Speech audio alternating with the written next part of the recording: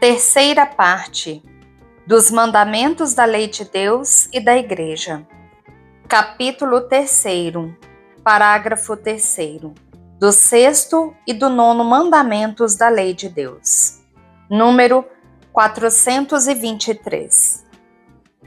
Que nos proíbe o 6º mandamento, não pecar contra a castidade. O 6º mandamento, não pecar contra a castidade, proíbe qualquer ação, palavra ou olhar contrários à santa pureza e à infidelidade no matrimônio. Que nos proíbe o 9º mandamento? O 9º mandamento proíbe expressamente todo e qualquer desejo contrário à fidelidade que os cônjuges se juraram ao contrair matrimônio, e proíbe também todo e qualquer pensamento culpável e todo e qualquer desejo de ação proibida pelo 6º mandamento.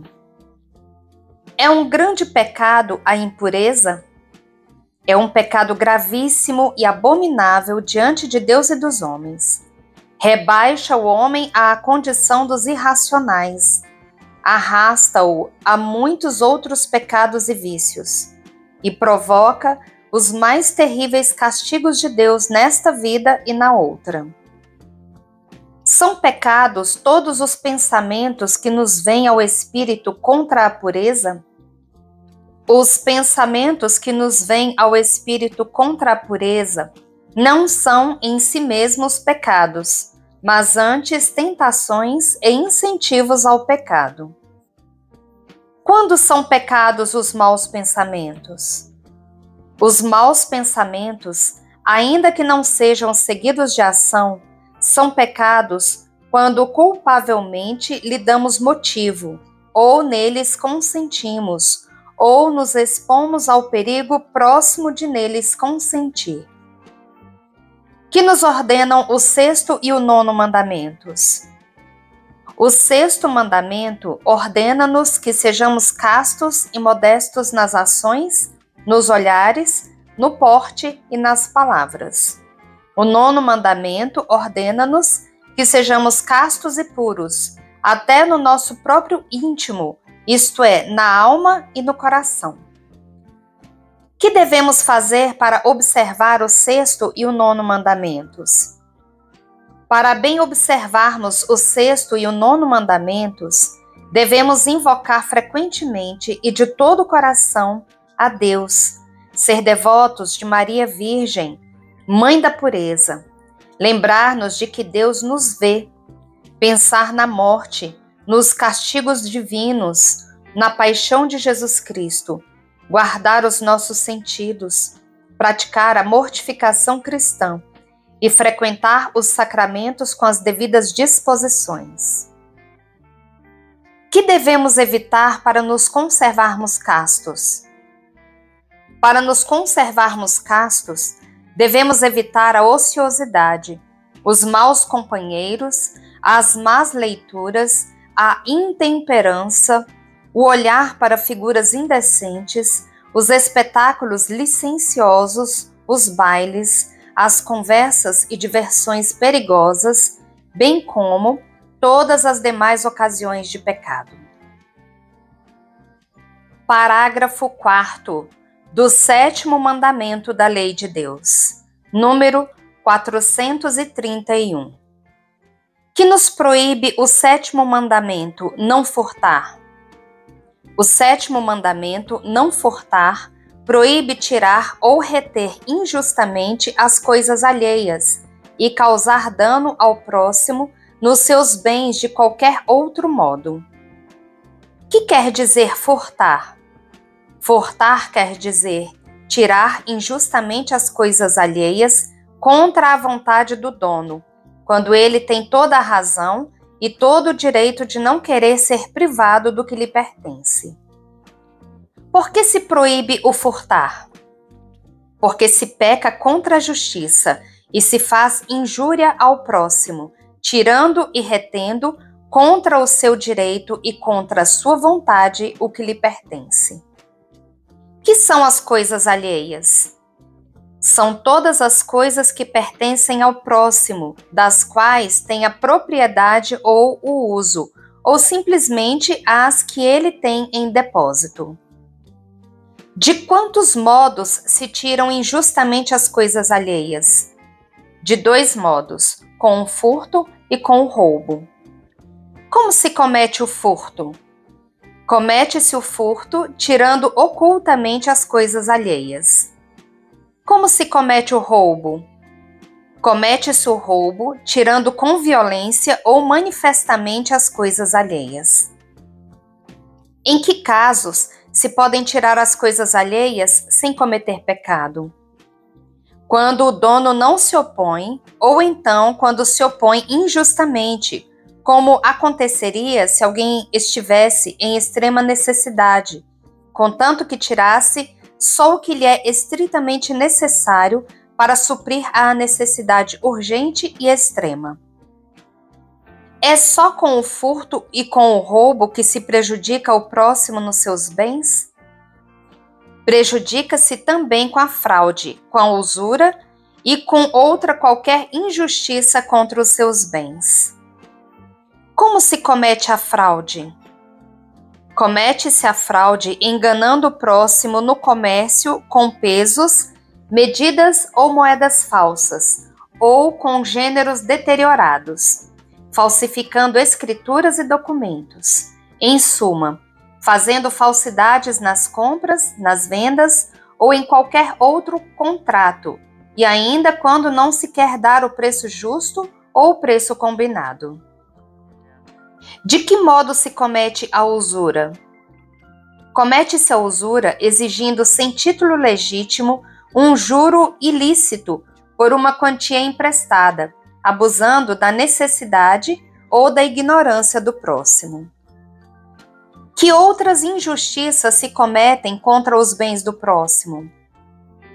São injustiças fazê-lo perder injustamente o que tem, danificá-lo nas suas propriedades, não trabalhar como se deve, não pagar, por malícia, as dívidas e mercadorias compradas, ferir ou matar os animais do próximo, estragar ou deixar estragar-se o que se tem em depósito, impedir alguém de auferir um lucro justo, auxiliar os ladrões e receber, esconder ou comprar coisas roubadas.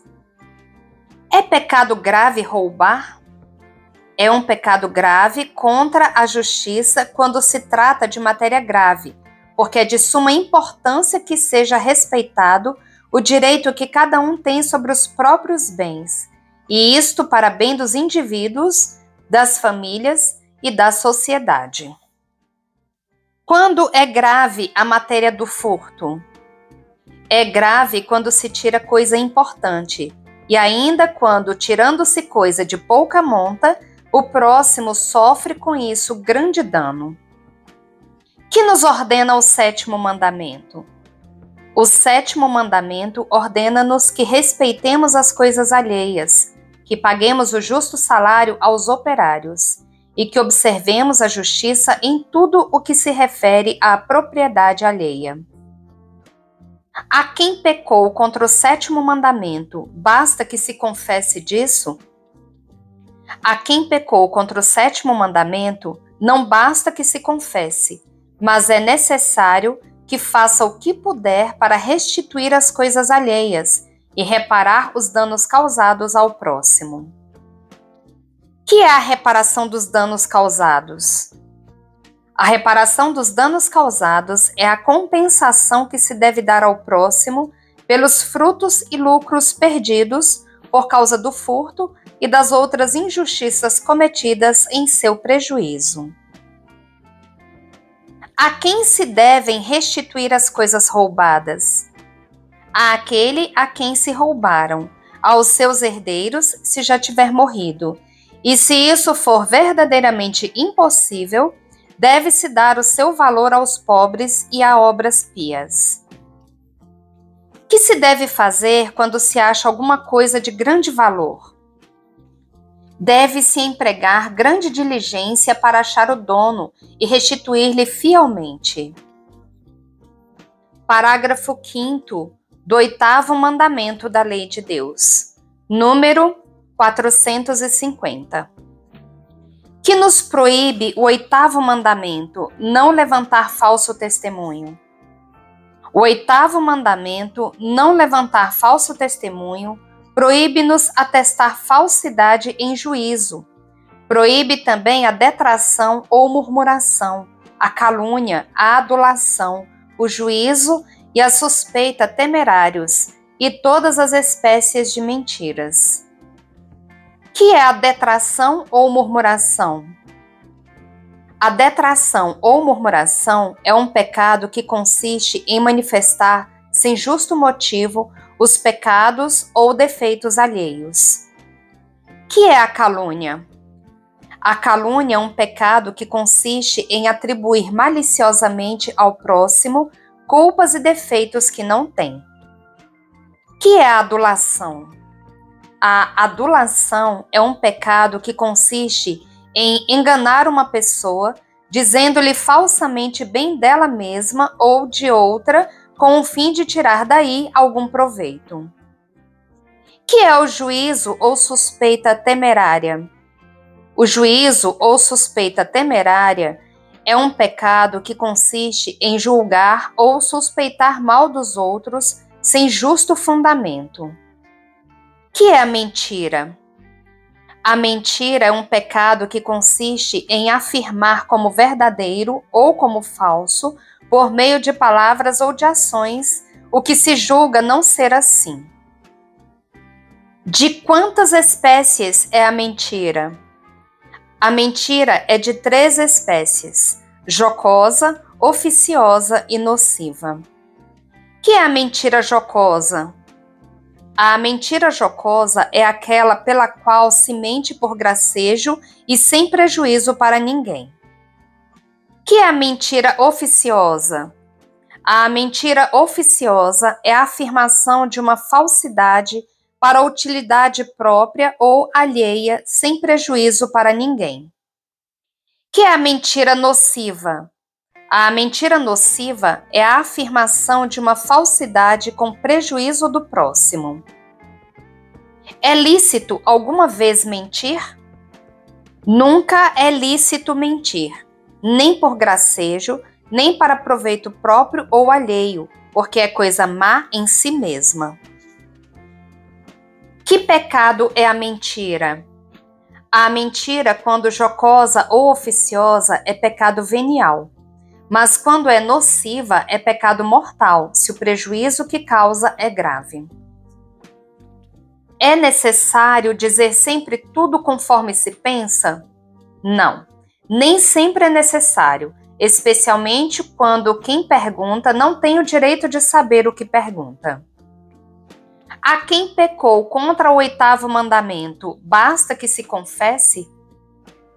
A quem pecou contra o 8º mandamento, não basta que confesse o seu pecado, mas é também obrigado a retratar-se de tudo o que disse caluniando o próximo e a reparar do melhor modo que possa os danos que lhe causou.